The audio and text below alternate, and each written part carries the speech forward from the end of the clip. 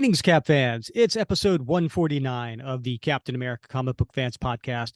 Hi, I'm Rick Verbanis. I'm your host. And today, as always, I'm joined by the best gosh darn co-host. His name is Bob Lucius. Hey, Bob. It's early morning. The sun comes out. Last night was shaking and pretty loud. My cat is purring. It scratches my skin. So what's wrong with another sin? The bitch is hungry. She needs to tell. So give her inches and feed her well. More days to come, new places to go. I've got to leave. It's time for a show. I don't, it sounds familiar, Rick. All right. And I like to think that I'd like to think I know what it is, but it's escaping me. All right, here you go. Here's the next part. All right. Here I am. Rock you like a hurricane. Oh, okay. All right. Okay. Yeah. I didn't see that one coming. I really thought this was going to be an early 70s throwback. But you got me with Rock You Like a Hurricane. All Yeah. Well, first of all, yeah, you're right. That was a 1984 song. So certainly not going along with what we're covering today. But who sang Rock You Like a Hurricane? Oh my God! What's the name of the band? They're German, aren't they? German, right? They're German. I don't know about that part, but it's the Scorpions. The Scorpions. Damn it! Yes. I might as well have picked a band that was the Mr. Hydes. Yeah, I think they're German. Are they? Okay. Yeah, I think so. Okay. Well, anyway, why did I pick that one today? Because we are covering Captain America 151 and 152. And as Bob pointed out, it is from 1972, but it is the villains of the Scorpion and Mr. Hyde. Nice. Well done. Thank you. And I thought the lyric, and now it's time for a show. I thought that's got a perfect opening. I thought it was a commentary on my cat. So yeah, well, the bitch does need something. She does. Well, it's a male, but whatever. What do you think he meant by? I know what don't do it. What do you think he meant by? So give her some inches and feed her well. Yeah, I think just give her some space, man. They all just want a little space. Oh, is that what that meant? Some space and a good meal. Oh, okay. Yeah. I thought when he said give her inches, and feed her well, he was talking about the height of how much food he pours in the bowl. Oh, that's a good guess, though. Yeah, that's good. That's a good guess. Okay, all right. Bob, how you been? How you feeling? I'm on the mend, Rick. I was telling you before we started the show that today's a banner day. My wife is moving back into the bedroom after 2 weeks of sleeping in the guest room. What did you do, Bob? She's finally come to the conclusion that I may no longer be contagious. So, or she can no longer justify sleeping upstairs in the bedroom, spare bedroom. So that's a big day. So I've given her some space. Sorry, I've given her those inches, Rick, and I'm also right before later we started, tonight. Are you gonna give her some inches? And I'm gonna give her a good meal. I was making dinner before we hopped on. So give her some space, give her some inches and a good meal. I think that's what they were talking about. What else? I don't know. Oh, that's good. I'm glad. I'm glad you're on the mend. Yeah. I'm glad you are not as fully impacted by the vid. Yeah. And you're feeling better. I am. And I'm super excited about one thing, Rick. I didn't get a chance to tell you this, but prior to I was sick for like 2 weeks with COVID. I mean, super, like worst case ever, right? For me, and sick as I've ever been. And I've had some crazy stuff, like when I was living in terrible stuff. And there were some times there when I was like, oh my God, this is going to last for months. I'm going to be one of those people that have long COVID, that have brain fog and just sit on the couch and stare at a spot on the wall. But anyway, so I didn't get to tell you, but I'm really excited about this because you see this right here? It's a box. It's a small box. He's showing a box to me, listeners. Rick, this is something I picked up for you in Alaska. What? Yeah. You got me something in Alaska? I did. I saw this and I was like, I got to get it. And so, but it's a very small box, by the way. It is a small box. Yeah. So, so I haven't had a chance to like go to the post office, but Mm-hmm. package it up, send it in the post. So I'm better now. Back to work tomorrow, so I'm gonna like zip by the post office and pop that in the mail and get that to you, because I'm super excited for you to get it and discover what it is. So you just teased me? You Yeah. just showed me a picture of this box, which Yep. by the way is the size of like a ring box, Uh-huh. like a jewelry Yeah. ring box. I hope you say yes. That's all I can say. uh, you Yeah. know, so you're just teasing me, and then I'm gonna get in the mail like in a week, Yep. and then all right. Here's what I will do, Bob. Yeah. The next time we're recording, Yeah. I will open it That's a great idea. right then and Yeah. there. It'll be Yeah. the first time I will be seeing it. I will be Yeah. doing it on this podcast. That's a great idea. Yeah. I think you're going to be surprised and delighted.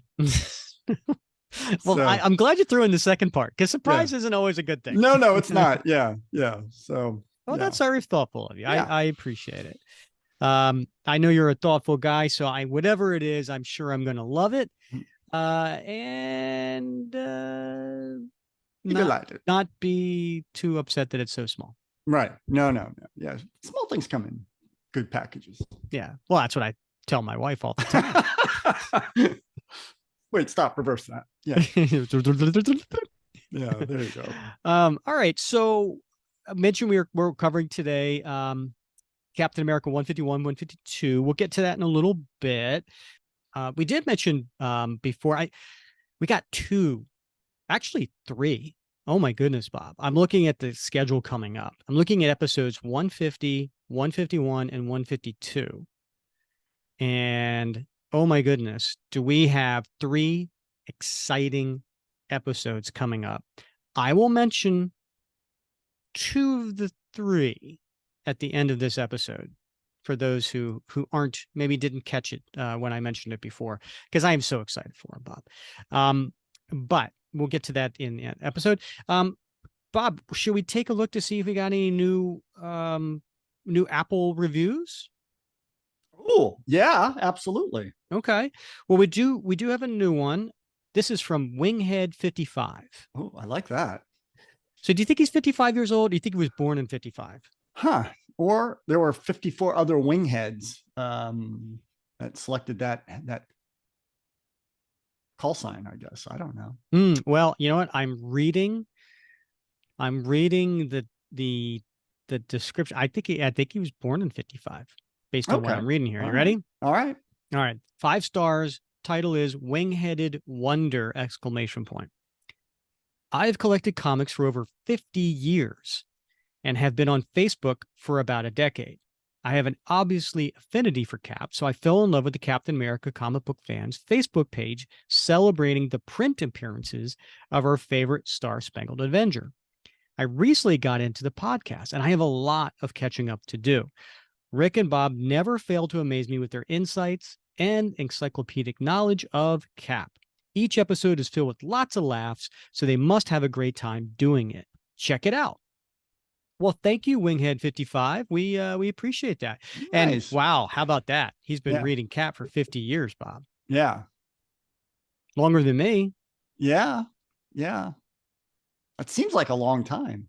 It is. It's a long time. Half a century. So let's put that back. So he's been reading Cap well, I guess since he's been brought back. He was brought back in 1964. That was 49 years ago. If I just do math real quick in my head. No, that's 59 years ago. Yeah. Right? Right. Okay. Yeah, so he's been reading Cap since the late 60s. Yeah. Okay. Well, that's cool. I think we do have a lot of listeners in that range too. Yeah. I think most of our listeners are between like 35 and 55. And then we have some over that. I mean, we do definitely have some over that as well. So, yeah. So I tell you what, Winghead 55, then you are going to really enjoy today's episode as we get into 1972. It must have been right around your sweet spot. And we'll get to that in a moment. Yep. I love this, Rick. I love getting, reviews, comments, call outs, from guys like that. I know you noticed there was, we're on the Facebook group earlier today. Guy found us, found the podcast, found Captain America comics, for crying out loud. Yeah. Wasn't that an awesome post? It really was. Yeah. I'm so glad you brought that up because I was very excited to see that. And also, well, I'll just read his post. Yeah. I'm trying to find it. I think his name was Hoffman, right? It was Mark. Mark Hoffman, I think. Yeah, so he posted this today. Mark Huffman. He said, "Hello, I'm a new member. Recently, during a personal crisis, I grasped for distractions. I watched the 3 Captain America films again, then decided to try the comics. Bought a couple of ebooks, then decided to splurge for some omnibuses. This was early last month. I've read hundreds of issues since then. These experiences have been the closest to pure pleasure I've had since who knows when. The only comic books I've read before were some Archies in my youth. I expanded to the Invaders and I read that entire omnibus. It's fantastic. Then I found the podcast. Hours lost, though not wasted.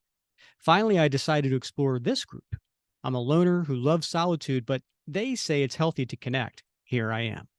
The crisis mentioned above, my 16-year-old cat Joey died, but I found a new companion in Steve Rogers. So I'm glad you found us, Mark. That's awesome. I love that post. Yeah. I'm glad I love this guy. I don't even know him. I love him already. I'm glad he found Cap. I'm so glad he found joy in reading Cap and getting into comics, while he was grieving.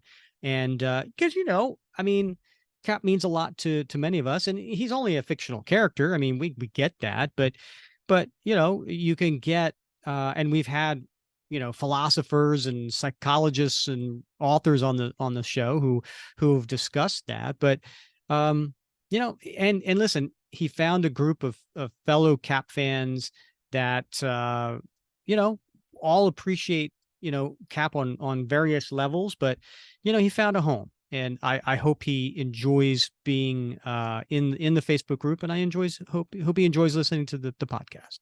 Indeed. So shout out to you, Mark. Welcome to the group, buddy. Absolutely. All right, Bob, should we get to the issues at hand? Ooh, yes, let's get to the issues. Okay. So today we're covering Captain America 151 and 152. Now, if you want to check out the previous 2 issues, Captain America 149 and 150, we covered that in episode 81. And it was a 2-part story. It was the return of Batroc de Lippe, and we had a lot of fun with the Batroc accent. Did we not, mon ami? Oui. Yes. So that anyway, same creative team did those 2 issues, and then it ended on I wouldn't say a cliffhanger, but it did introduce the next story, and we'll talk about that in a moment. So check out episode 81 if you want to get a little preview of what's coming up in today's story. And the creative team is Gerry Conway is the writer. Sal Buscema is the penciler. Now, Sal, he's been on the book since issue 146.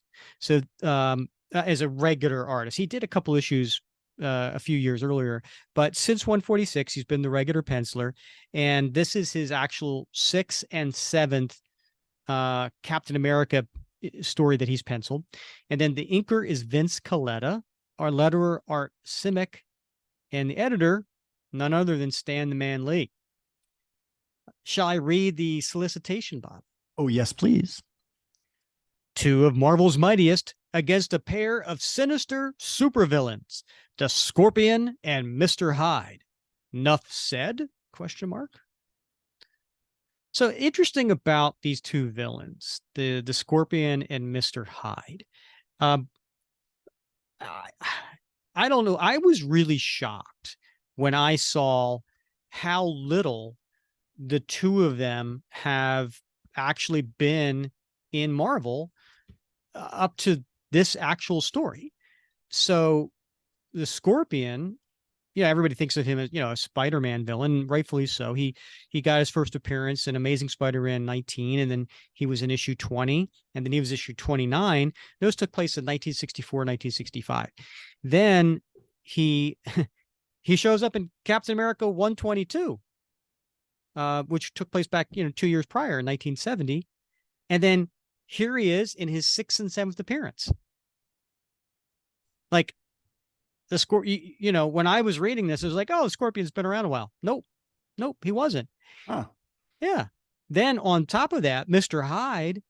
Now, Mr. Hyde got his introduction in 1963, 1964. So a year before Scorpion, in the pages of Journey into Mystery. So he was a Thor villain, which tells you his strength level. Like, he could take on Thor. And so he was in like 6 issues of Thor. Then he was in a Fantastic Four annual #3 in 1965. Then he was in Daredevil for 3 issues in 67, came back to Daredevil in issue 61 in 1970, and now he's in his 13th and 14th appearance in this. And that's only for both of these guys. That's only if you count the cameo they made at the end of issue 150. Okay. All right. So neither of these villains have been around a long time. Yeah. But here they are. And it's just strange to me that at this point, Mr. Hyde has had, he's battled Thor, Daredevil, and Captain America. Maybe, yeah. Now, would you say, I mean, this is early on, right? We're talking 1972. So, I mean, yeah, hasn't been that long, but villains have traveled around a bit more back then, maybe? Well, I think they found that certain villains, I mean, listen, we just did our top 10 list of Cap one and done villains, right? Oh yeah, that was great. And we had a struggle to find that. So there's a ton of villains out there that really just only made, very small appearances, and then maybe they get brought back. So when Marvel, and this maybe went for DC as well, of course, whenever they found a villain that really struck a chord with the readers, they're like, oh, we got to bring this guy back. Yeah.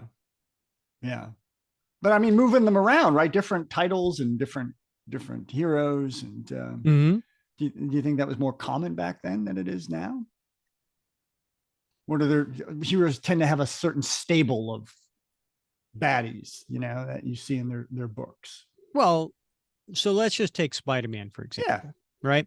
So Spider-Man in all of Marvel probably has the most recognizable rogues gallery. Sure. Yeah. Right. We could just go down the laundry list. There's, Green Goblin, Doc Ock, Electro, Sandman, the Lizard, Venom, the Vulture, Kraven the Hunter, all of these, right? Yeah. And they're all associated with Amazing Spider-Man, but they've all had appearances other places. Sure. Yeah.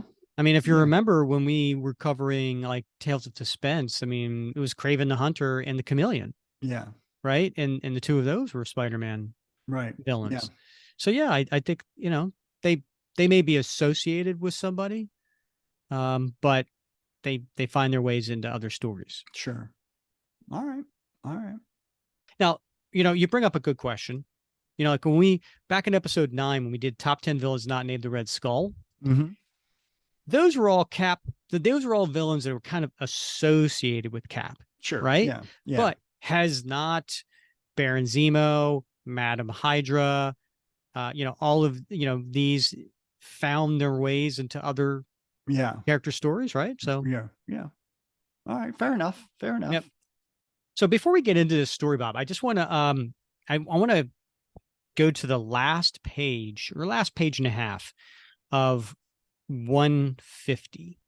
Okay. And that's where we kind of lead off coming into this story. And at this point, Cap and the Falcon rescue these kids that were kidnapped by Batroc, and then Batroc helps them escape from the main villain. And then Cap goes off and he goes to his apartment and he's really upset. And at this point, if you remember, Nick Fury told Sharon Carter, "You are not allowed to see Steve Rogers. Steve Rogers, you are not allowed to see Sharon Carter." Yeah. And then he was also upset because Contessa Mm, Val, yeah. right, Yeah. was his girlfriend, was making eyes for Steve Rogers. Yeah. And then in issue 150, Val reveals to Sharon that, you know, she was doing it just to get Nick jealous, Sure. but Yeah. she fell in love with Steve. Yeah. And now she doesn't know what to do. So then at the end of this issue 150, Steve's there and there's a knock at the door and he's wondering, you know, who it is. And it's Sharon. And she's like, "I got to talk to you and I got to tell you something." He's like, "What's wrong?" And she's like, it's Val." And then she explains that Val's in love with him but not on purpose, but she is. And, and he's like, "Wow, we got quite a crew here, don't we?" And, "Steve, what can we do? I feel so sorry for her." And then they pull away from the window and the two of them are embracing and they're kissing. And she's like, "Steve, hold me, never let me go away." And then you pull out and you see in the alleyway, looking in the window of the two lovebirds, and it's the Scorpion and Mr. Hyde. Next issue, Nightmare. There you have it. There you have it. It's quite the love triangle there, Steve. It really is. Yeah, he's got himself in quite a pickle. Well, yeah. I mean, and of course, Nick's not happy about this situation either. No, as we're about to find out. Yeah. So this had a release date of April 11th, 1972, cover date July 1972. Bob, do you want to maybe describe the cover to our listeners? Sure, Rick. There's a lot going on here. It's clearly some sort of urban scene. There's some buildings in the back, a sidewalk, and we got a lot of players on this cover. We've got Cap, we've got Sam, we've got Sharon, and we've got Mr. Hyde and the Scorpion and Red Wing as well. And so in the foreground, we've got the Scorpion slapping the hell out of Sam with his scorpion tail. In the background, we've got Mr. Hyde, and I don't know what he's doing. I guess he's on the steps of this brownstone, and he's got Sharon Carter cradled in his left arm, and it appears to be that she is passed out or unconscious of some sort. Mm-hmm. And then we've got Cap, and he is rushing towards Sam and the Scorpion, not toward Sharon and Mr. Hyde, might I add, but toward Sam and the Scorpion. And Red Wing is in the foreground, swooping in for his attack. So there's a lot going on this page. Absolutely. And you want to read the captions? Oh yeah. So Mr. Hyde, again, he's got Sharon. He says, "Get him, Scorpion. They don't have a chance against you."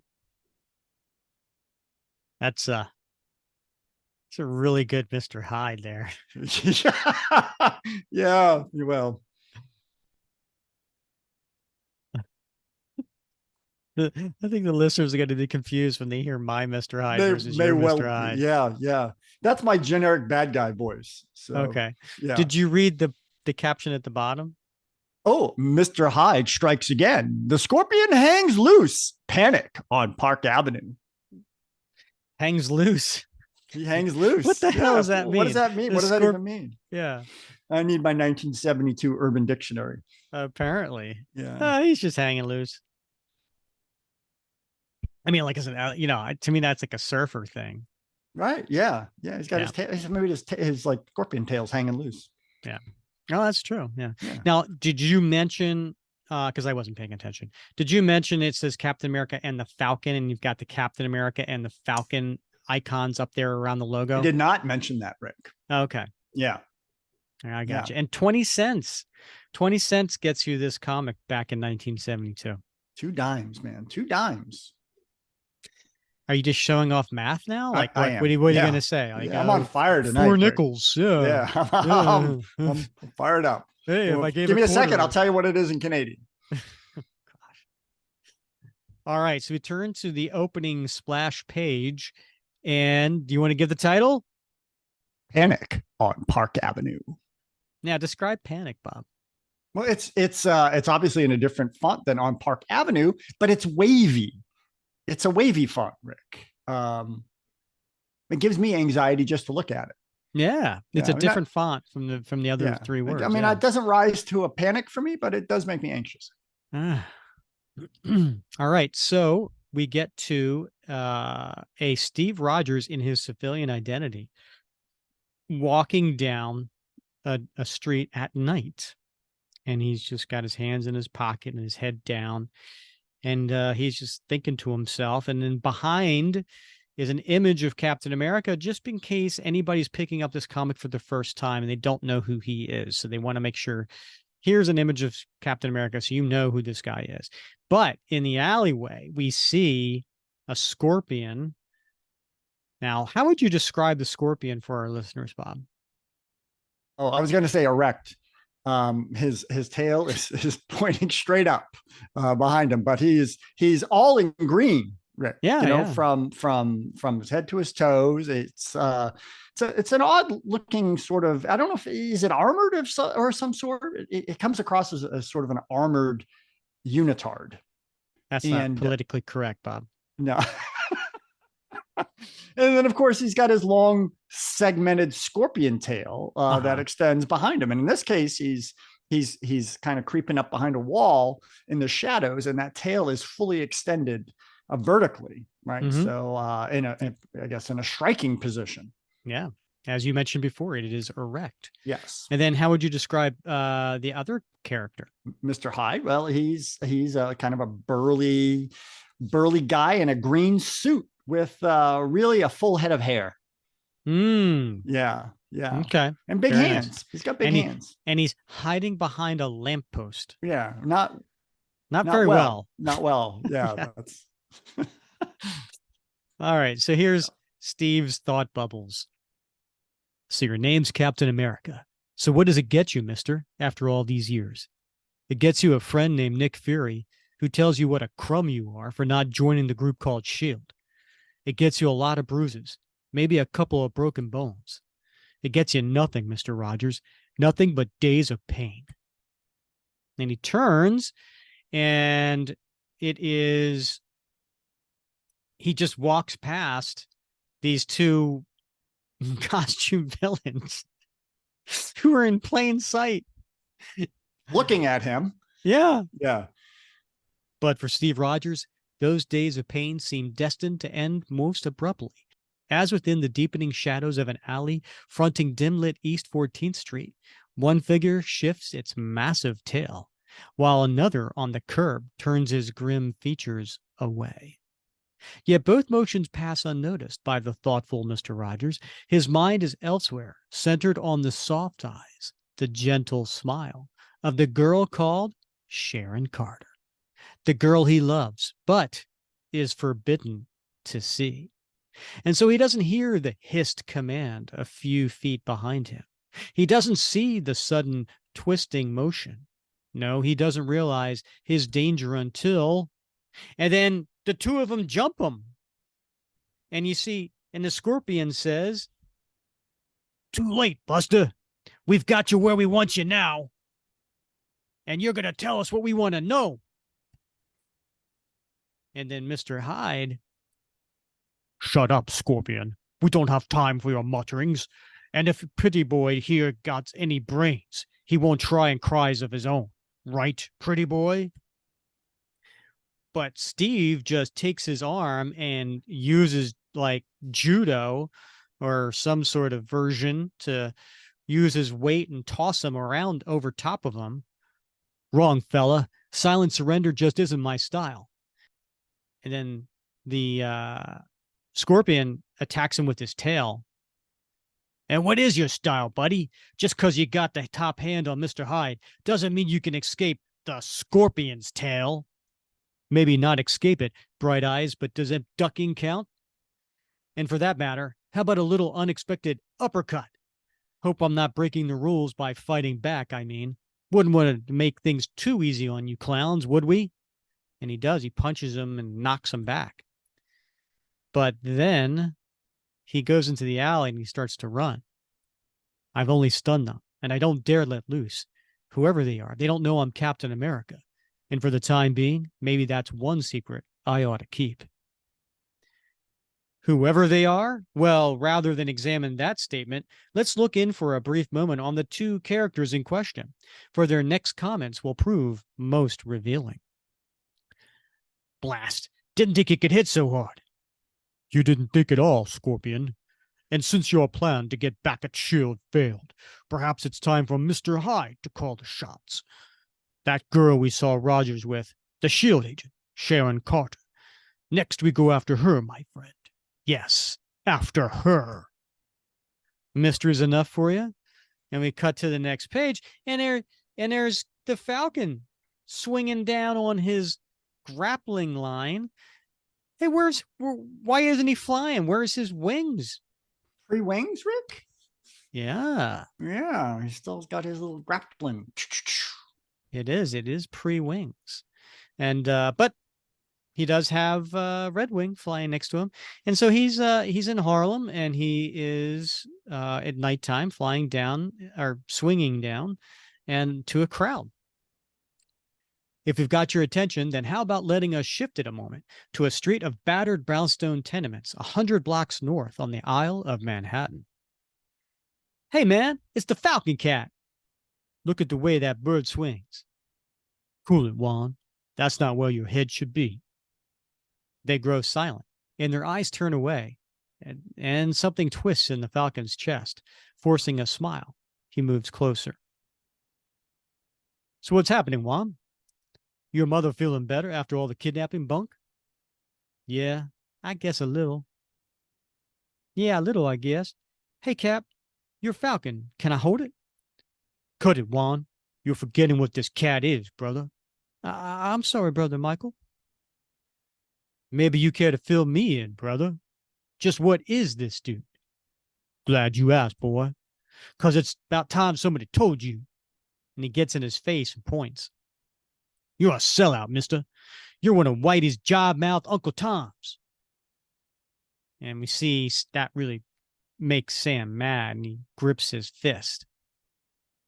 Friend, you better be thankful that isn't true, because if it was, you'd be plastered all over the curb. And he turns and walks away from him. And then we see Layla. She's up in an open doorway, leaning up against it with the arms crossed. Mm-hmm. You talk a nice line, Falcon. Too bad the action's not up to the word. Anything you want, miss? Let's not be so formal, Mr. Falcon. You can call me Layla. Plenty do. Just don't do it too often, Mr. Falcon, or I might get the wrong idea. And I'd hate to say yellowbacks just ain't my type. Nice of you to mention it. For a minute there, for just 1 minute, I thought the problem was maybe me. Thanks for setting me straight. And he uses his grappling hook and he swings away. Now, it almost looked like they didn't know each other. It almost looked that way. Yeah, like this would have been the first time that Sam met Layla. Yeah, I mean, this isn't her first appearance, though. I mean, she has appeared previously, so that's a little interesting. There's a bitterness in his tone. Perhaps he's right to be bitter. This Falcon, this man named Sam Wilson, he's tried to do what he considers right, and yet there are too many opinions, too many extremes, and he knows painfully that to one of them, at least, he'll always be wrong. To one side, he'll have always sold out. But to himself, what about himself? And as he's doing that, he's going in through the roof. He's going in, down the staircase to get to his apartment. He opens the door, and there's somebody there. Falcon, if you got a moment, friend, I need a friend. You've got him, man. What's the buzz? If you mean what's wrong, well, old buddy, either your pal Rogers is going out of his mind, or I've just been attacked by a pair of dead men. Eyebrows raised, Sam Wilson leads the stunned, strangely silent Captain America to the Spartan apartments in the tenement below. And there, amid the sounds of the slum surrounding them, they begin to talk. He's pouring him some coffee. Now give it to me again, Steve. Something about ghosts? Not quite, Sam. They're real enough, all right. But the thing is, both the Scorpion and Mr. Hyde have been reported dead. It happened months ago during a battle with a guy called Daredevil on the World Trade Center. Apparently, the Scorpion took a flying leap. The Black Widow tried to save him, and it all ended on the street, 200 floors below. Shortly after, while the Widow stood trial for the Scorpion's death, Mr. Hyde appeared at the city morgue.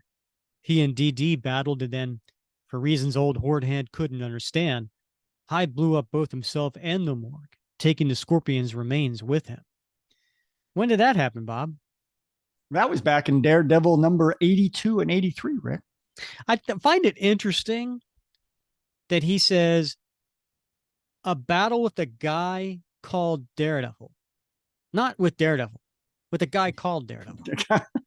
Right? Yeah, I mean, sure. so it's kind of like still new, like they don't know each other that well. Right. Yeah. You know, some guy Daredevil. However, he knew him well enough to call him DD and Hornhead. Yeah. Old Hornhead. Yeah. Yeah. He pauses, sips at the black coffee steaming in the cheap plastic cup. Well, that's not very nice. Maybe that's what Sam can afford. And he sends it gently down. Well, that's the story, Sam. You make something out of it. Because, brother, I'll be blasted if I can. And then we cut to the subterranean, what is this, the sewer system? Sewer system, yeah. Perhaps so, Steve Rogers, but if you could see beneath a certain east side street, not a few of your questions would be answered. And it's Mr. Hyde and Scorpion, and they're arguing. Don't be a fool, Hyde. Haven't I told you enough? That's S.H.I.E.L.D. we should be after. S.H.I.E.L.D. Who else could have done what we've done to us? Remember what I told you? 5 months ago, I sat in jail, baby, and believe me, I was burning. That's when it started. They've been keeping me drugged so I couldn't use my tail. Oh, yeah, because, you know, I guess it wouldn't have made sense to take his costume off. Couldn't find the zipper. Didn't that always kind of like confuse you when you were younger, like when you're reading stuff and you see villains in jail and they all have their costumes on? Right. Yeah. They mean, they won't even let you keep like, you know, a pen. But these guys can like keep their armored costume with weapon systems embedded in them. And yeah. I remember there was some point where somebody had a costume like adhere to them, like they couldn't take it off. Like that. I remember a story being explained like, yeah, it's attached to his body. Like, you know, taking it off would kill him, you know? Yeah. But what about the other 99% of villains who are in there? Well, I get that. I mean, like, Zemo, take off your mask. We got to get a mugshot. Serious, take it off. You know, I got it. You know, there's a handful out there in that special case. Right? At first, I thought it was a dream. There was this sound, a dull whirring, so far away like. And then the thing appeared. Some sort of globe, and it was glowing, pulsing off and on. Only it wasn't a gag. I felt the thing start to heat up, waves of crazy golden light washing over me. It began to hurt, and I tried to scream, but I opened my mouth and nothing came out. Nothing. I'm not sure what happened after that. I guess I blacked out. All I really know is that ball did something to me, and it made me gone. And mister, it kept me there for a pretty blam long time. It must have been months before I woke up, feeling a cool, moist breeze licking my forehead, opening my eyes, and seeing a bluish gas leaking through a tiny crack. Bob, I don't know what comic you're reading, but that doesn't look like a bluish gas to me. No, you're right. It doesn't. That word didn't get passed down to the colorist, I guess. I don't know. Yeah. It took me a minute to figure out I was in some sort of glass case. But once I got the idea, I got out. And sure enough, he uses his tail and it just makes a loud noise and cracks all the glass, Bob. It sure does, Rick. It goes smash. Nobody holds the scorpion prisoner. You hear me? Nobody. And that's when I first saw you. We were in a cavern, all dank walls and stone flooring with equipment, like something out of a Karloff flick. Do you know any Karloff flicks, Bob? Gosh, that's funny you mentioned that. I mean, I couldn't name any off the top of my head, but Boris Karloff. I mean, my goodness, right? Horror films, I don't think he's werewolf, referring to France Karloff. Yeah, I mean, going, Franz Karloff. yeah. Yes. And over against the other wall, there was another case. Still not thinking too clearly. I ankled over, listening for some sound that maybe I'd been heard, but it was quiet, real quiet, like a tomb. And seeing you was just what I didn't need. I put it all together then. I knew what was happening, though. I still wasn't quite sure why. I guess I thought you might know, Hyde, and that's why I set you free. And he uses his tail and breaks the glass case that Hyde's in. You awoke more slowly. Maybe you've been under the gas longer than I had. I didn't know. I didn't say anything. Just waited for you to. And mister, when you did, you said it all. You, what'd you do to me? What did you do? Hey, wait a second, Buster. But you wouldn't let me get it out. You snarled and grabbed my throat in a vice-like grip. Hyde waits for no one, little man. You better explain. Now!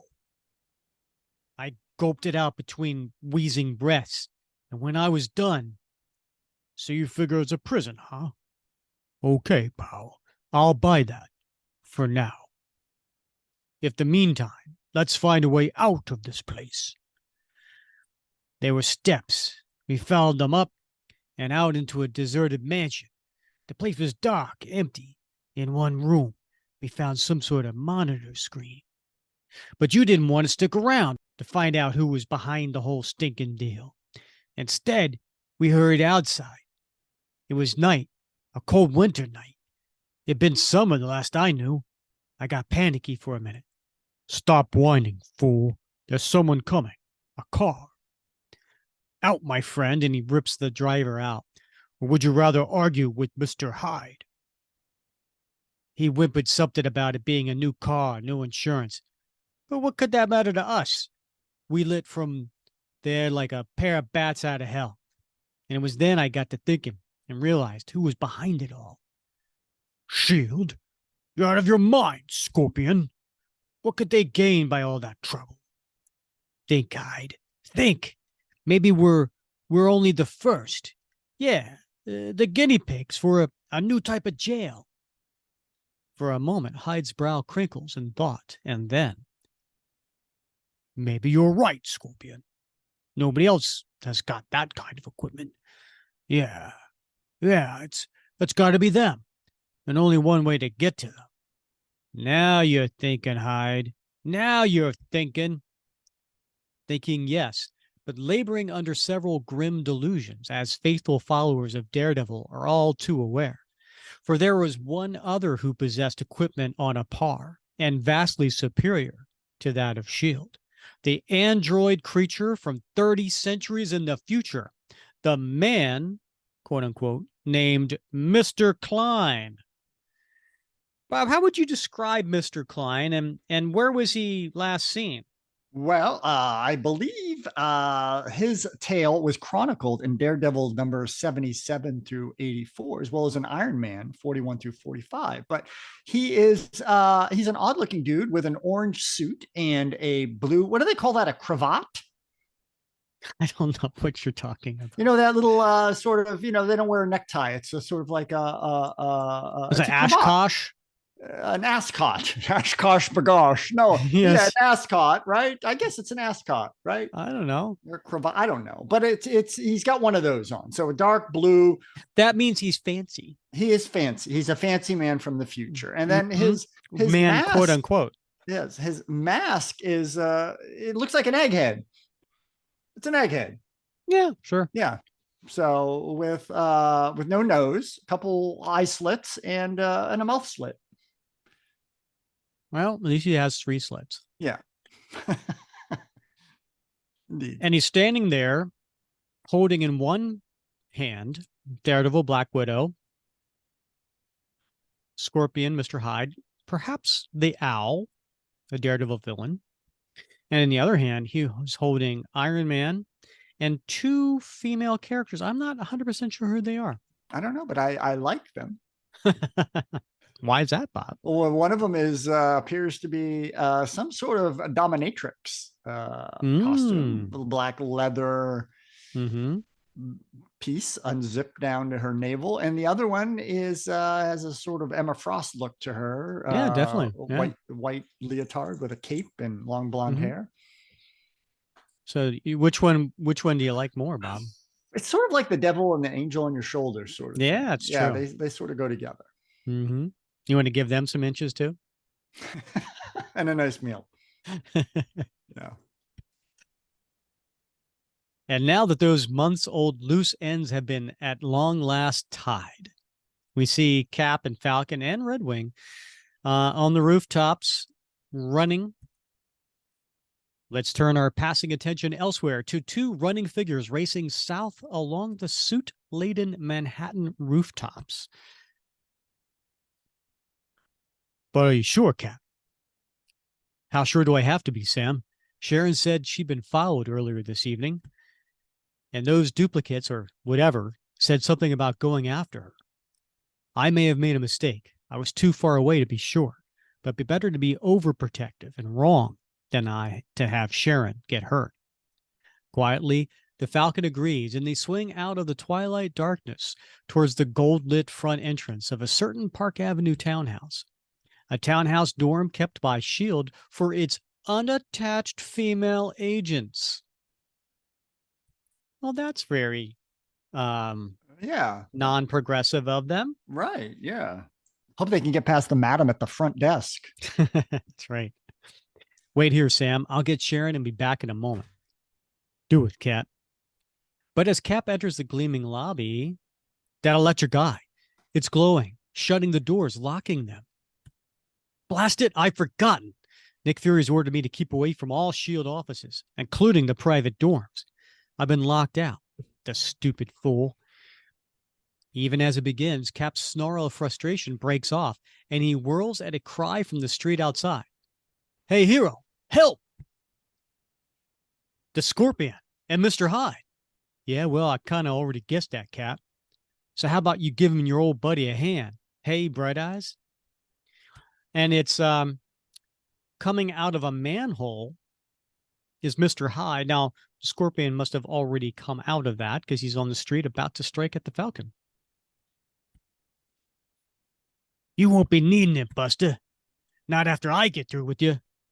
You talk a good fight, pal. And looks like a good one too. That tail pinning me against the lamppost.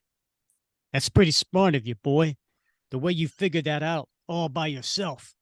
They teach you that in spy school, bud? Maybe they taught you about this at the same time, huh?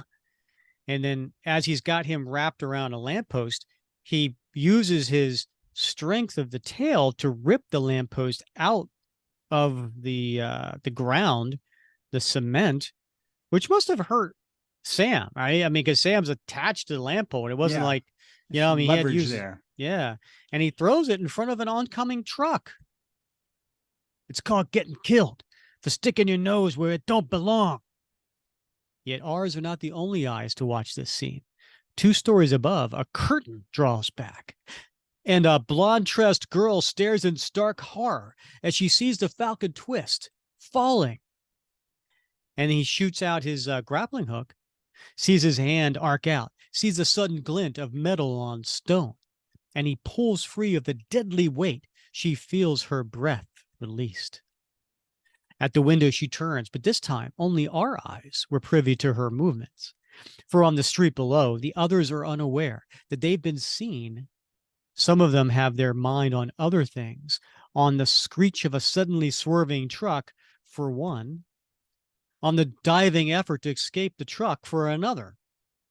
And it's Mr. Hyde diving out of the way of the truck, coming towards Cap. Cap just uses his shield and knocks him in the face.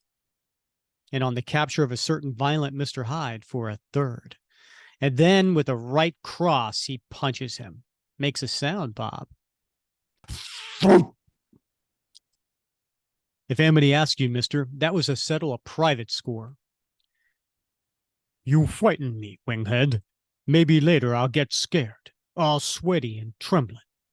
And maybe then I'll try to figure out what you meant by that crack. Right now, I guess we've been pretty well introduced. And he takes the lamppost and uses it like a bat. Not that I think it's necessary. I've heard about you, Captain America, how you work with S.H.I.E.L.D. And, mister, that's all I need to know. And he misses Cap.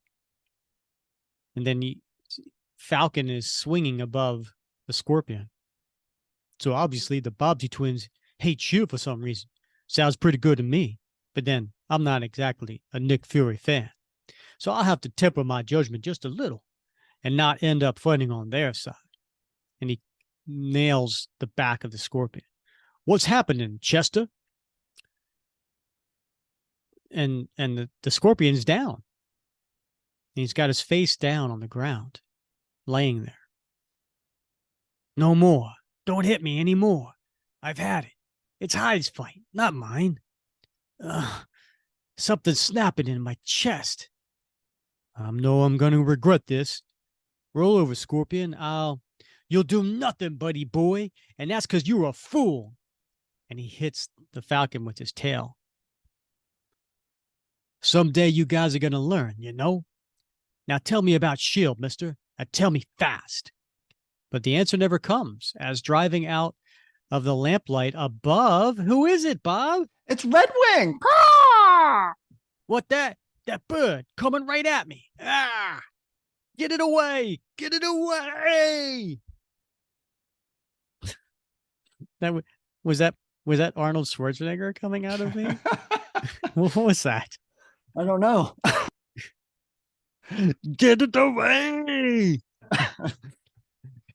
Get that bird away! Scorpion, that stupid fool. What has he done now? But he was distracted, so Cap came up and cold cocked him and hit him, and it made a loud noise, Bob. That no longer concerns you, Hyde. In case you haven't noticed, you got problems of your own. Very good, Buster. You caught me off guard, but I won't let that happen again. Not you or anyone from S.H.I.E.L.D. S.H.I.E.L.D.? Is that it? You're after them? Don't give me that, Avenger. I don't have time to play games. That creep needs help. But not from you, Hyde. And he throws his shield, and it makes a loud ricochet noise. Ba-ting! That blasted thing of yours is everywhere. But that doesn't scare me, pal, because this whole business is just about over. Understand? And then Sharon's coming out the front door. I just got sight of what we came here for. The little lady we followed from S.H.I.E.L.D. headquarters. The one we saw talking with Nick Fury. Her. Sharon Carter. And before Captain America can move, before he can complete his forward dive to retrieve his spinning shield, it's over. And done. Massive hands clamp shut, jerk back, and Cap freezes, not daring to move. That's right, handsome. Take it easy, unless you want your fellow S.H.I.E.L.D. agent to die. Cap, don't listen to him. Find Nick. Tell him what's... So you know each other. That makes it a lot simpler, sister. For a moment, Sharon Carter struggles. Then her body goes limp, motionless. Sharon, no! Hyde, if you've harmed her, don't be a fool, like that mindless clown, the Scorpion. What good would killing her do me, my friend? There are things that Scorpion and I need to know. And speaking of Google eyes, and then his tail whips at Red Wing and scares it away. All I needed was a taste of my tail. Looks like he's holding his own after all. Which is all you need, friend, since we were interrupted. But now we can get back to it, right? Or are you afraid, mister? And the Falcon, that's how it begins, with a word, a single cutting insult. And in the span of an instant, memories return bitter, burning. He straightens, leaving his crouch, firming the line of his jaw as he steps forward. Yes, that's how it begins, the first step towards a new self-understanding. Mister, you blew it. You just blew it bad. And then we cut to, and he looks angry, right, Bob? He sure does. You triggered him. And then we cut back to the Scorpion. I mean, we're just seeing the Scorpion. He smiles, a mocking, self-assured grin. A laugh starts deep in his throat, bubbling to the surface, and dying as the Falcon continues his advance. Frowning, the Scorpion wonders what sort of man approaches a more powerful man in battle. What sort of man has eyes as cold, features as grim as those on the man before him? Suddenly, instinctively, fearfully, the Scorpion knows. This sort of man, this man, the Falcon. Get back! Get back, blast you! And he swings his tail at him. That's right, Greenie. Panic. Panic and swing wild. This one's something special for me, Scorp. Something I owe to certain so-called friends. This one I'm going to enjoy. And he winds up and he's just about to punch. But what happens, Bob? Oh my gosh, a shield is thrown, intercepting his punch before he can connect with the Scorpion. And it goes, ba-wang! What in the Cap? What are you trying to do? I almost had him. Another moment and we cut to Cap and he looks defeated. Ed Sheeran would be dead, Falcon. I'm sorry, my friend, but you see, we're beat. And we cut to Mr. Hyde holding Sharon, an unconscious Sharon, in his arms. I'm really glad you see that, handsome. But don't worry. We'll be in touch. You'll get your chance. Yet. But right now. Scorpion, what are you staring at, dolt? One thing I gotta do, Hyde.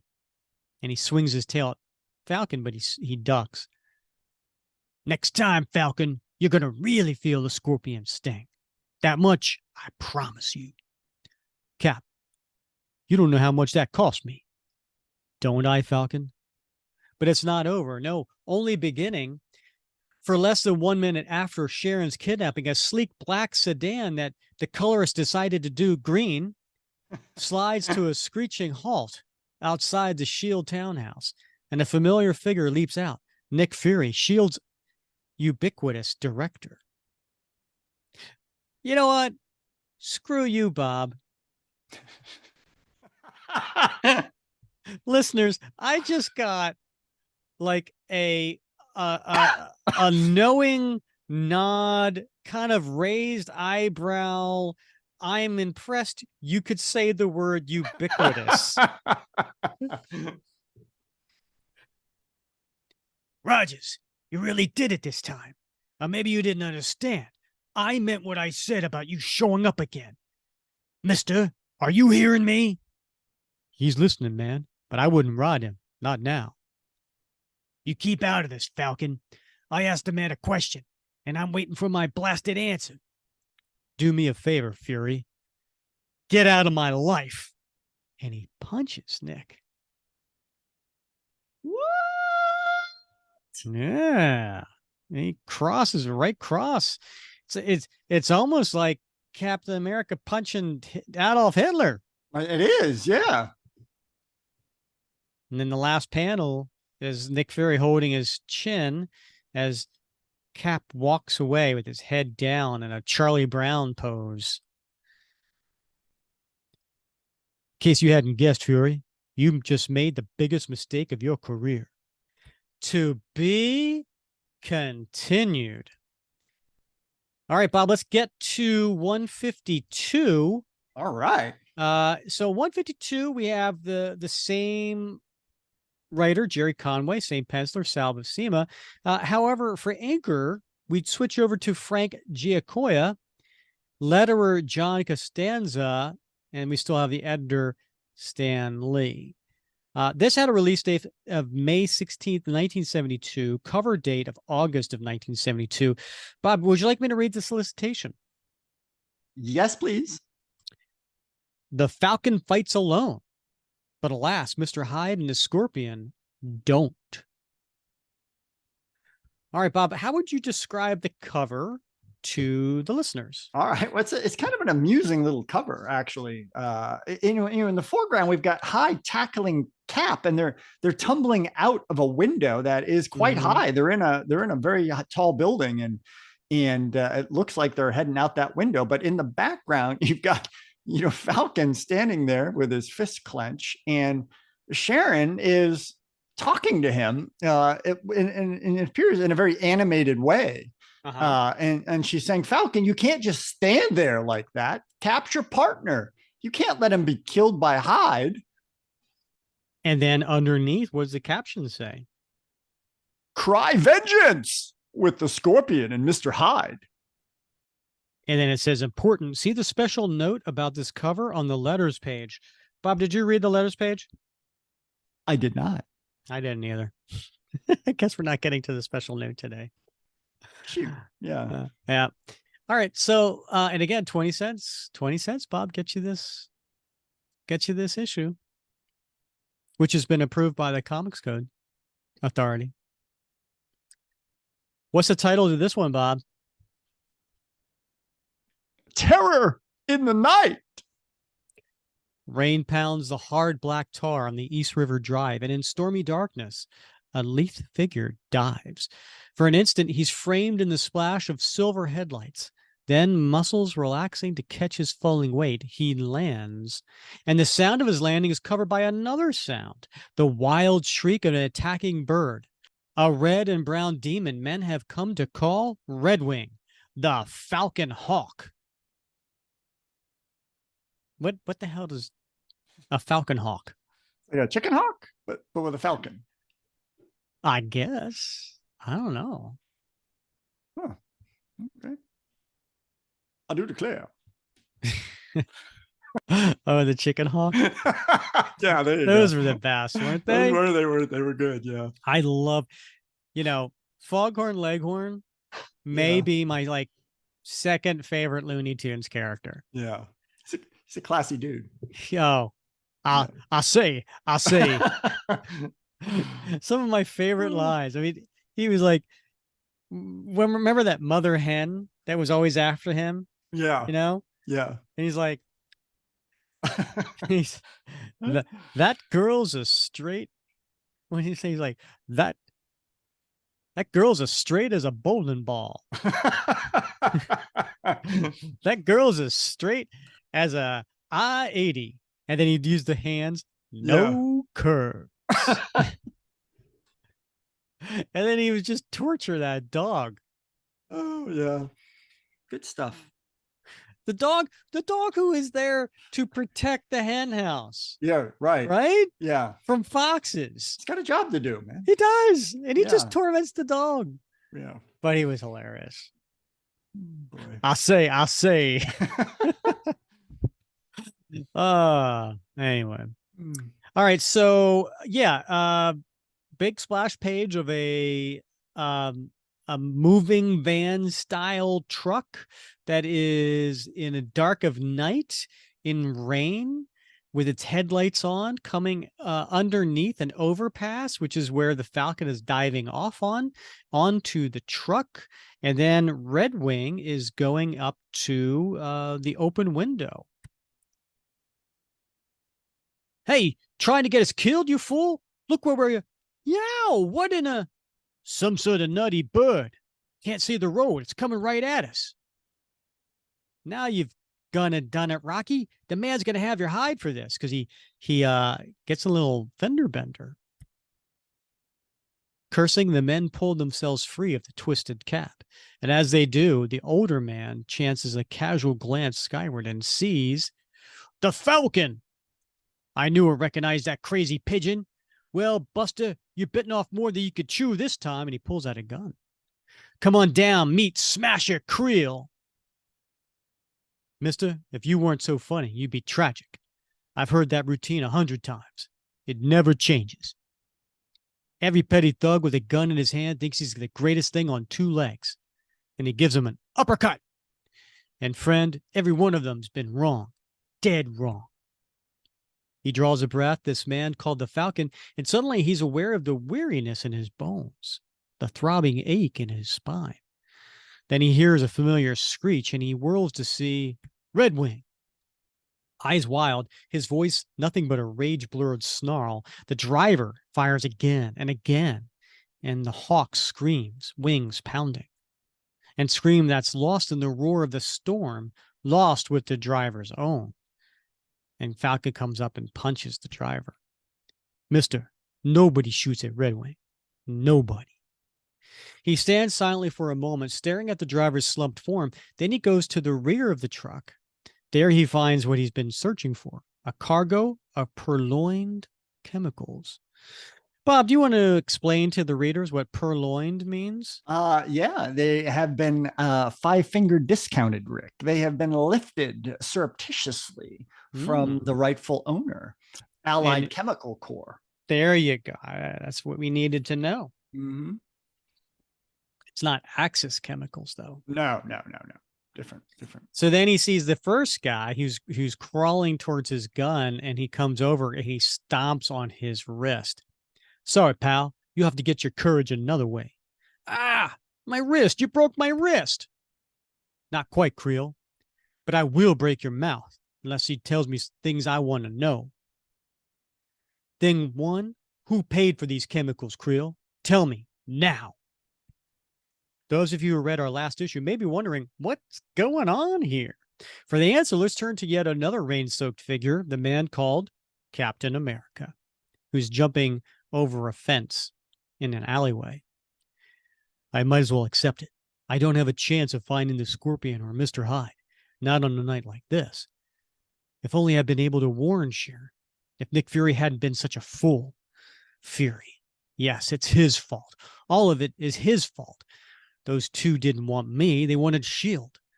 When they attacked me on that deserted side street, they thought I was a S.H.I.E.L.D. agent, one of Nick Fury's operatives. And when I beat them off, they went after the only other agent they knew about, Sharon Carter. If I hadn't been locked out of the S.H.I.E.L.D. townhouse dorm, I could have stopped her. Instead, all the Falcon and I could do was fight and watch helplessly as Hyde caught her, carried her away. Yes, it was all Fury's fault. And that's why I hit him when he arrived moments later, make him pay for what he'd done. And then we have an angry face on Cap. But that angriness goes away. But who am I kidding? I was angry at Fury, sure, but I was more angry at myself. I was the one who failed Sharon. Me, Captain America. The storm's getting pretty bad. Well, Mr. Rogers, you better get moving. Because unless I miss my guess. And then we cut to Mr. Hyde, who's looking at a window at the same storm. It's going to be a long night, Scorpion. Where are those fools with the chemicals I sent for? Yeah, I was meaning to ask you about that, Hyde. What do you want with all that junk anyway? Friend, that's none of your business. You and your pitiable plot to gain revenge on S.H.I.E.L.D. are no longer my concern, and neither is the young lady.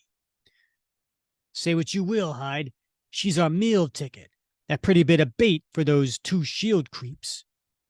They'll pay for locking us up, Hyde. You'll see. And we see Sharon tied to a chair, Bob. How would you describe that? Yeah, she's tied to a chair, Rick, around her calves on the lower part of the chair, and then of course her torso with her arms tied behind her, behind the chair, and she's yeah, It's a typical tie. Yeah, it's a typical tie. Yeah. Perhaps until that time, don't bother me. Call me when the truck arrives, and not before. He's nuts. But maybe he's got the right idea. Wish I could relax. But the thought of getting that bum friend of yours. Don't be a fool. What hope do either of you have against Cap and the Falcon? Little woman, we've got this. And he takes his tail and he destroys something in the room, which I'm not sure what it is, Bob. I think it's just a piece of furniture. Yeah. Okay. Yeah. The echoes of the scorpion's slashing blow reverberate through the damp loft room, and as she listens to their fading tones, Sharon Carter lets her mind slip to other things. And for a moment, she wonders about the man called Nick Fury, the director of the agency known as S.H.I.E.L.D. She wonders if he knows of her plight, and she wonders what he plans to do. Though she's unable to eavesdrop on Fury's rolling thoughts, perhaps we may gain a modicum of insight by doing just that. And he's walking through S.H.I.E.L.D. headquarters in his civilian suit. Shouldn't have blown up a Cap, blast it. After all, maybe I've been making a mistake. It's happened before and it'll probably happen again. But not this time. A man was making time with my lady, and that's something I just won't take. Yet, if that's true, then what was he doing trying to see Sharon Carter? Probably trying to play in both ballparks. Well, I've had it to hear with that glory board. Bob, I couldn't help but you laugh when he said trying to play in both ballparks. That's a turn of phrase that, I haven't heard ever. But so, yeah. When he says ballpark, what do you think he means? I don't know. I guess he... I don't know. And then Contessa comes up to him. Nick, could I talk with you a minute? You've got to give me a chance to explain. Huh? Explain what, Val? Why you fell for a guy like Cap? Frankly, lady, I'm just not interested. Nick, it's not that way at all. When you started paying more attention to Laura Brown, I wanted to make you jealous. It was silly, I know. I don't know why I did it, but that's the only reason I went after Cap. The only reason, Nick. And she grabs his arm. Yeah? Is that so, Contessa? Well, you know what you could do with all that, kid? You can wrap it, and you can send it back where you got it, and you can leave me alone. And he turns, and he leaves the room, and closes the door with the mist of his cigar smoke coming, and tears start to flow down Contessa's face, and she turns her head, and she sobs. That's no way to treat a Contessa. Yeah? I don't know. If you thought she was two-timing you, what would you do, Bob? Well, maybe he shouldn't have been spending so much time with Laura, whatever her name is. Yeah. Laura Brown, yeah. Yeah. Yeah. That's her real name. Yeah. Mm-hmm. All right, so let me cut to the Falcon, some 98 blocks uptown on a small side street just off Amsterdam Avenue. The door of a grease-stained diner swings slowly open, creaking with the moan of rain-warped hinges. Into the sudden silence steps a tall man with eyes like burning coals. He looks down the row of intent, sullen faces, and when he speaks, his voice is cold. I'm looking for a doom named Morgan. You found him, little man. Say your piece and split. Fatso. What I got to say is private. Dig? Reno, let's flatten this creep hard. And so his bodyguards come up and come at him. Watch it, mister. You keep charging around like that, you're likely to hurt yourself. See what I mean? And he tosses him. And then the other guy comes at him with a chair to bust over him, but Falcon puts his arms up and breaks the chair. Billy never was very quick, kid, but you're up against one of the big boys now, friend. And punk, you don't stand up. Falcon just nails him. And he falls against the wall, breaking the plaster, Bob, and then sliding down. And there is absolutely no noise made in that panel. There's no caption, there's no reading, there's no sound effect. It's just a silent panel, which is very, I don't know. It's But you can, significant. yeah, you can like you get the action, man. I mean, you get it. Can you dig it? Yeah, I dig it. Cat-like, he straightens. He let out a breath like a sigh and then turns, his chest rising and falling, controlled, unstrained. Now it's your turn, Mr. Morgan. And he grabs him by the tie. Look, I don't know who you are, Buster, but I'm a big man in this town, and we can find out. And when we do, stay back, blast it. Fat man, you're scaring me silly. Now I'm going to ask you twice. A guy named Creel says you ordered a batch of chemicals. Chemicals for a man named Hyde. Where is he, Morgan? Or maybe you'd like having your face rearranged. Blubbering almost incomprehensibly, Morgan begins to talk, and as he does, other people in the diner notice. You know, that Falcon ain't at all like they say he is. You got it, little Bob. That's one heavy Tom. Meanwhile, several blocks south and to the east, in the swirling darkness of a rat-infested sewer. Nothing. Retracing Hyde's footsteps is useless. Neither he nor the Scorpion would be stupid enough to come back here. Too tired to think straight. And besides, it's time Steve Rogers reported in. There's nothing more I can do. But pray Hyde contacts me, and soon. What's he say? What's he mean by reporting, Bob? Well, he's got to go to his day job, Rick. Which is? He is a police officer. He is indeed. Yes, he is. And so, 15 minutes later, in a precinct house on the Lower East Side.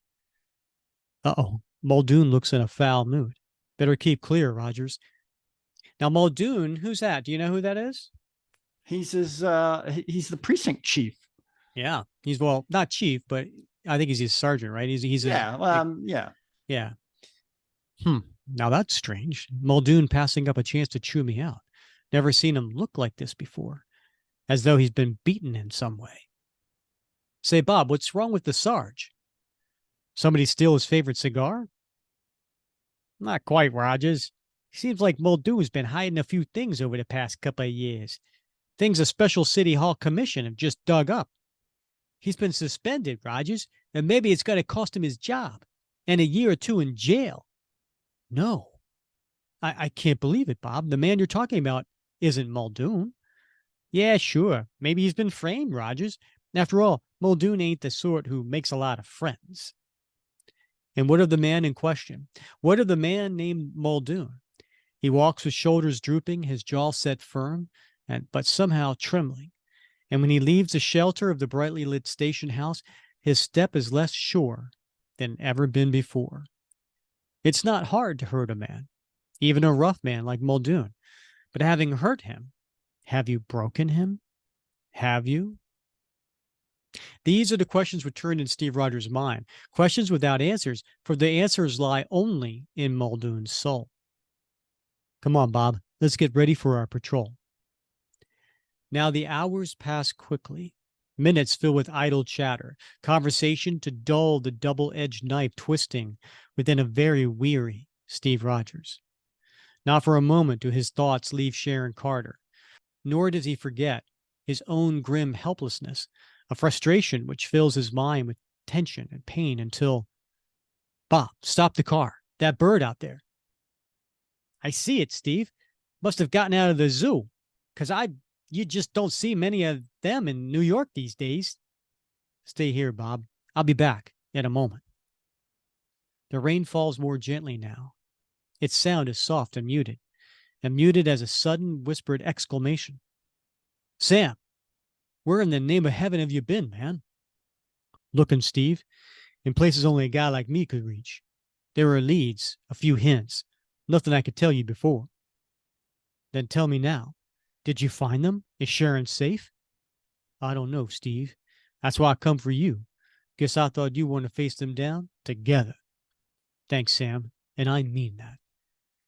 It's going to cause problems, but right now I couldn't care less. I've been worried sick over Sharon for hours and hating myself for being unable to do anything to help her.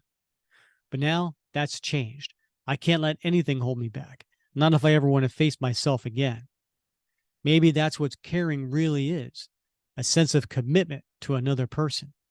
Yeah, commitment. So he takes off his police uniform, leaves it in the alley, and runs as Captain America with Falcon. His partner, who's been waiting a while, comes out with his flashlight. Steve, are you back to Steve? Steve! But the man called Steve Rogers is gone. His alter ego already a dozen blocks away. Offend Sam? Actually, a part-time pawnbroker, fellow by the name of Weiser. He told me about the truck and its strange cargo. And you took it from there? Mr. Wilson, how much would you say that makes me owe you to date? In my books, Mr. Rogers, not a thing. Not a thing. Minutes flow like seconds, and when 20 of them have summarily passed, they come up on S&B Company storage. There, third floor, a loft area, storage space on the second floor. Any suggestions? The Falcon shrugs. It's your game, he whispers. And what of the other players? One of them, at least, has his mind on other things, on memories of a distant origin. Which happened when, Bob? Back in The Amazing Spider-Man number 20. Right. Yeah. And valiant battles with the adventurer known as Spider-Man. You know, lady, every time I think about how Jameson, that publisher guy, wanted to make me into some sort of superhero, well, it gives me kind of kick. Ha! Yeah, it makes everything sort of worthwhile. Just to know what a fool I made out of that creep. Just like me and Hyde are going to do to Fury and the rest of those crummy agents of S.H.I.E.L.D. But who comes bursting through the glass, Bob? It's Cap and Falcon and Red Wing. I know. Let us know when you're going to try, Scorpion. That's something we'd like to see. Captain America. Good guess. And just to keep the record straight, I'm not a member of S.H.I.E.L.D. Never have been, never will be. Falcon, don't worry about me. Help Cap. Hyde will be back any minute. Steve can't handle them alone. Lady, since when does Captain America need my help in a fight? In case you had noticed, he seems to be holding his own. As though in silent reply to the Falcon's voiced confidence, Cap abruptly dodges the Scorpion's next blow and, lunging under the electronically controlled tail, heaves them both off the loft's trembling ledge. Breaking his hold on the Scorpion's squirming waist, Cap spins free, while the maddened Scorpion saves himself in his own unique style. What's his unique style, Bob? He curls his scorpion tail and uses it almost like a spring. Yeah. Boing! That cuts it, pal. I thought maybe I'd make it soft for you and the girl, but not now, Buster. Not now. Remind me to be frightened, Scorpion, but then I'm not the sort who scares easily. So you might have to work on it a bit hard. What? And he threw his shield, but who catches it, Bob? Oh my God, it's Mr. Hyde. Playtime's over, Crumb. 'Cause now it's time for Mr. Hyde. And he goes and takes his shield and he goes to bang it on his knee to crack it in half. It didn't break. Didn't even bend. What sort of crazy stuff is this? I can wreck anything. Anything. Maybe he can, Sharon. So what gives? I don't know, Sam. There's some sort of mystery behind it, but Cap's never told anyone about it. But still. Hey, wait. Hyde isn't finished. Cap, look out! And Hyde throws the shield, and Cap ducks, and it goes like halfway into the wall. Nice shot, Hyde. Now, if you don't mind, it's my turn. I'm sick of this guy's mouth, and I'm going to teach him the Scorpion's stronger than anybody. Anybody. Strength lasts only so long. The hours without sleep take their toll, and even a hero may fall.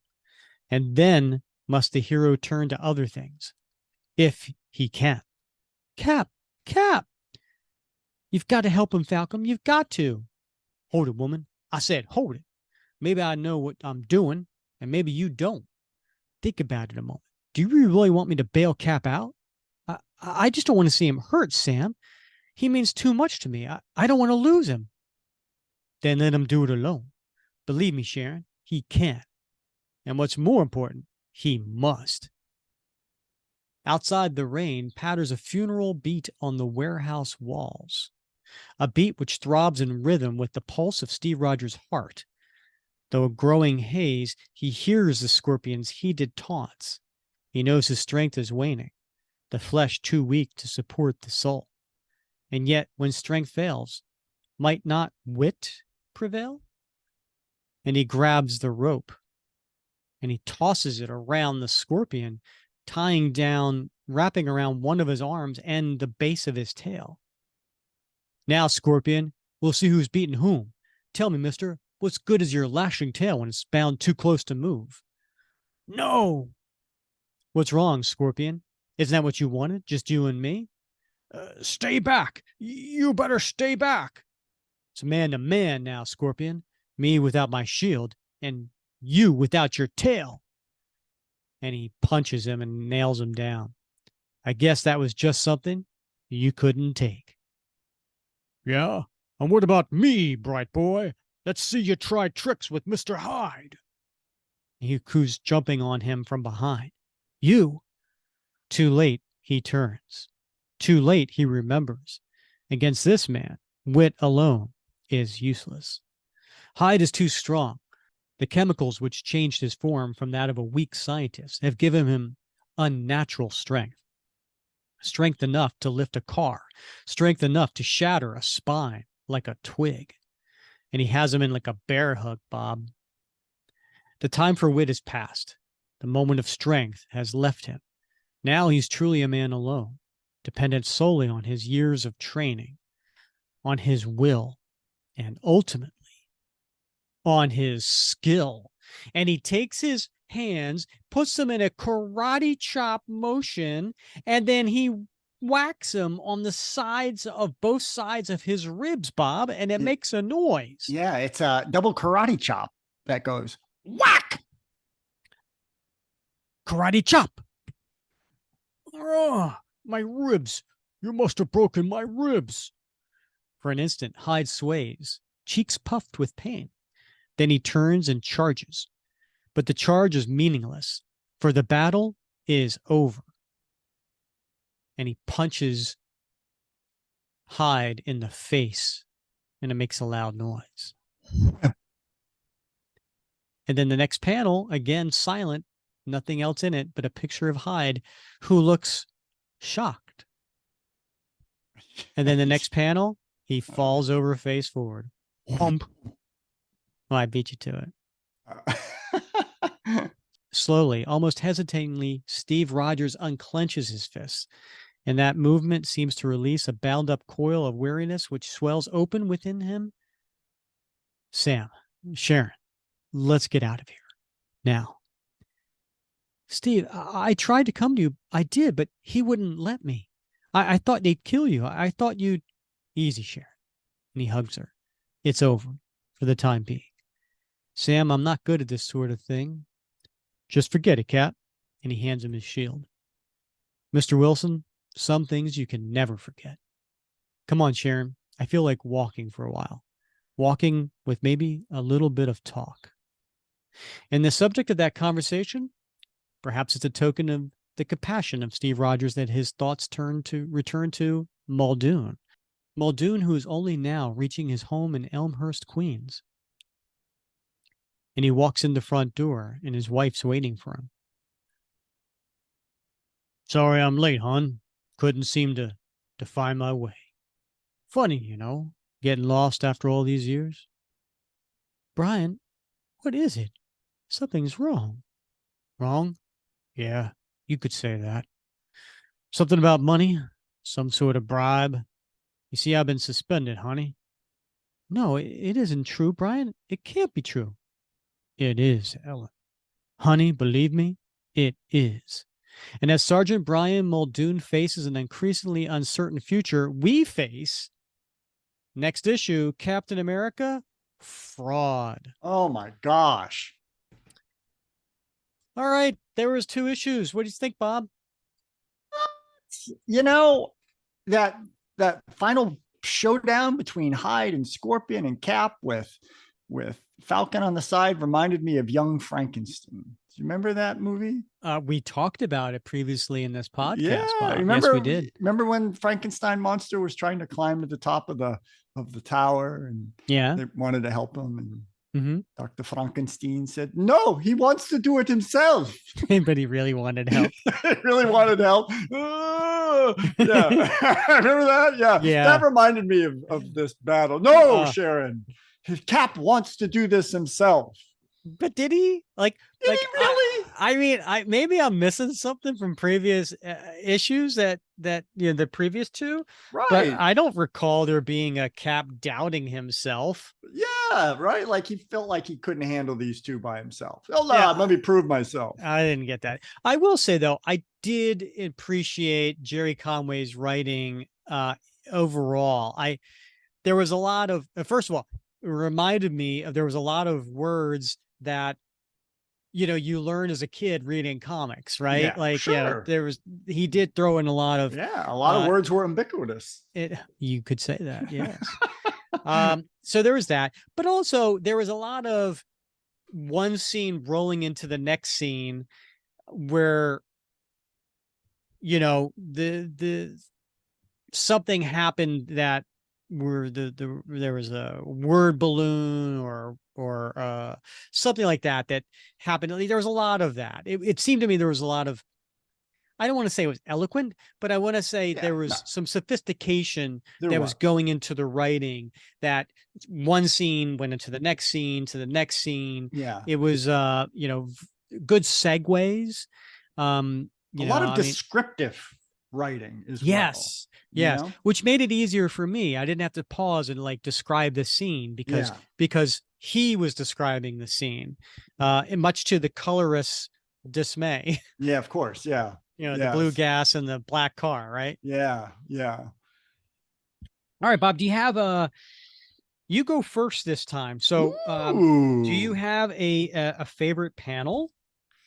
I think I do like page 14, issue 152. It's the one where Cap and Falcon are crashing through that skylight into Hyde and Red Wing into Hyde and Scorpion's third floor loft. That's a pretty cool panel. I always like a crashing through a skylight panel. Yeah, I agree. I think that's a good one. All right, what about yourself? Same issue. I'm going to go with the second to last page, which would be page 19. I can I be bad and pick two? I like the one where it's just there's no words and it's just the face of Hyde who just got punched in the head. And he's got this dumbfounded look on his face. Oh, yeah. And then the next panel, he falls over face first. Yeah. I like that. That was, I don't know. I liked the way Sal Buscema did that. And there were several panels in these two issues that did not have any words in them, whether it be a word balloon, a thought balloon, description or anything like that, a sound effect. He did that a lot. Well, not a lot, but a lot more often than you would see. And and so I enjoyed that. All right. What about t-shirt worthy? Oh, t-shirt. I'm gonna go with issue 151. Ooh. And I'm gonna go, what the hell was that for? It's trying to build excitement. Ooh. Oh, you're picking that issue? That's so exciting. Anyway, so the last page on that issue, I am thinking I would like to see the panel that says "Get out of my life" and seeing Nick Fury getting cold-cocked with a right punch from Cap. I want to put that on a shirt. Get out of my life. Yeah, that's good. I like that. I do. That's a good one. That'll be like on my angry days. I'll wear that t-shirt. Right. Yeah. All right. Good choice. What about you? I think I'm going to go same issue. Ooh, you, you, I was just about to do that, but you took it from me. Damn it. page 15, first panel. Ooh. When Cap, he thrumps Mr. Hyde, right? He thrumps him. He thrumps him. He cross uppercut. Oh yes, thrump. Yes. You know, and we see Cap in color, and of course, in the foreground we see Hyde, you know, flying backwards, you know, shaded in purple. But it's and it says thrump, right? Yeah. That's the sound. That's a good one. Yeah, I like that's that. a good one. So, I like that. Yeah. What about your time capsule? What are we doing there? All right. Well, I'm going to go issue 152, Rick. What? Yeah, I know, No? right? Yeah, I know. It's a surprise to me as well. But it's the last panel on page 11, and we see a police car. And I love those white wall tires on the police car with the single bubble light on the roof, right? There's a throwback. Oh, yeah. Throwback. That's a good one. Yeah, early 1970s police car, definitely on its way out. Yeah. Yeah, white wall tires too. Yeah. That's a good one. I like that. White wall. I gotta love some good white wall tires. Yeah. Yeah. Yeah. I'm gonna go with for my time capsule, I'm gonna go with 151. And I'm gonna go with page 6. So that's when Steve is with the Falcon. And Steve is telling him, I need a friend. And Falcon says, what's the buzz? And Steve has no idea what that means, but he understands the context. So he says, if you mean what's wrong. Right.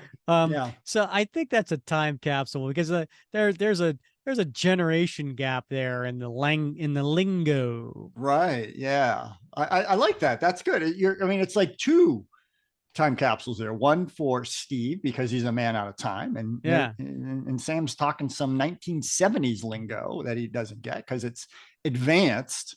But for readers today, we're looking at 1970s lingo, and exactly. You know, it's out of date for us as well. Yeah. Anyway, you know, fun visiting 1972 as always. Sure. You know what's interesting, Bob? If you had to guess, these two issues, 151, 152, what do you think the price guide in near mint for each of these is? Just take a wild guess. $12. I would have guessed less than 10. Okay. 28. 28, really? $28 each in near mint. Okay. I don't think comic shops are getting that. Yeah. Personally. Right. But then next issue with 153, it's huge because that is when Steve Englehart joins the series to partner with Sal Buscema. And that's also when we see the 1950s Cap story of those 4 issues. Yeah. All of a sudden it jumps up to $50 per issue. And I think I would say some of that has to do with it being Steve Englehart, and some of that has to do with it being Burnside, right? Yeah, Billy.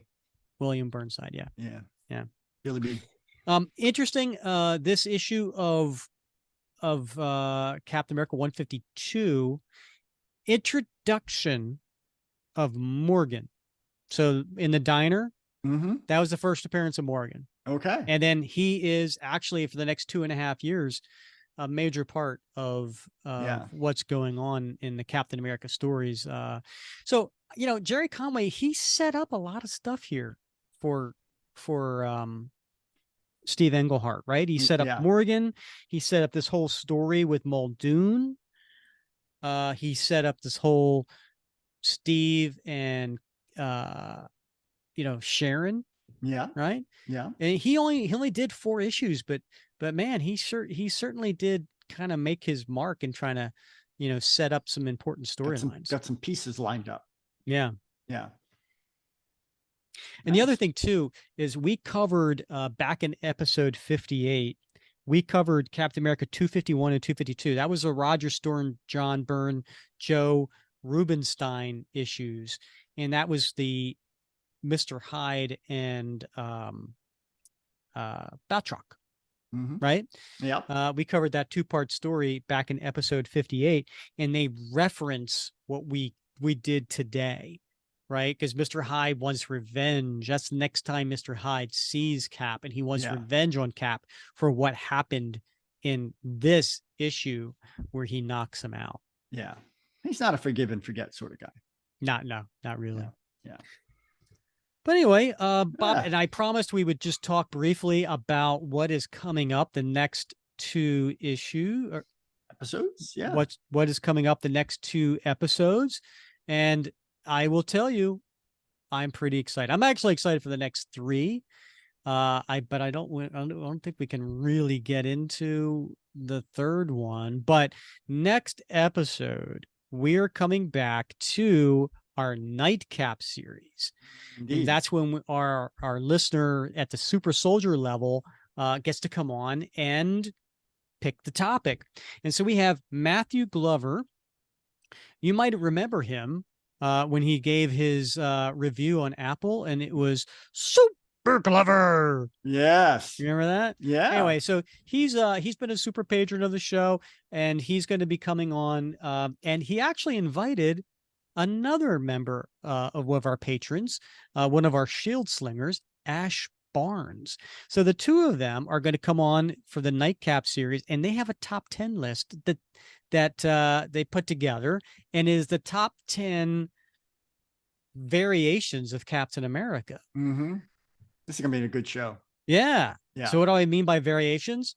Oh, like different alternate universes. Sure. Of Captain America. And so that'll be fun to go over that type of them. So I'm looking forward to that. And then Bob, episode 151, the next episode after that, that's where we pull together my 2 loves of Captain America and fantasy football. Yeah. And we do a Captain America fantasy draft.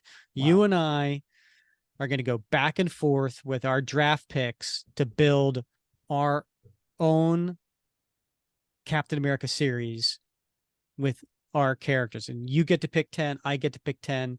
We can't pick the same 10. Yeah. It's going to be fun going back and forth doing that. I'm looking forward to that. Okay. All right. I love that. Okay. Here we go. I'm a little bit nervous. I'm really looking forward to it. I'm a little nervous. I'm a little trepidation. I have a little trepidation. I've never done a fantasy football before. So this is all new to me. So you just got to think through. You got to think through the strategy. Like, what 10 characters do I want on my Captain America series? And then what you got to, but you can't like focus on those 10, because what if I pick one? You need a backup plan. You gotta have a backup plan. Right. Yeah. And we'll get into the next episode. We'll get into the parameters of what we need to do to pick our characters. All right. Okay. Now, and then episode 152, we have our next guest on the show. And this is a person who is got an upcoming Captain America story. And we'll leave it at that. Okay. All right. I like that. Right? Just leaving that laying out there. Yeah. Yeah. Talk about exciting next 3 episodes. Yeah. All right. So Bob, anything, are we done here? You got anything else you want to add? I don't think so, Rick. I think you still have a little bit of sunlight today. Not really. No, not really. No, not really. Yeah. All right. Well, Bob, as always, it's been fun wrapping Cap with you. It has. I can't wait till next time. All right. He's Bob Lucius. I'm Rick Verbanis. You have been listening to another episode of the Captain America Comic Book Fans Podcast.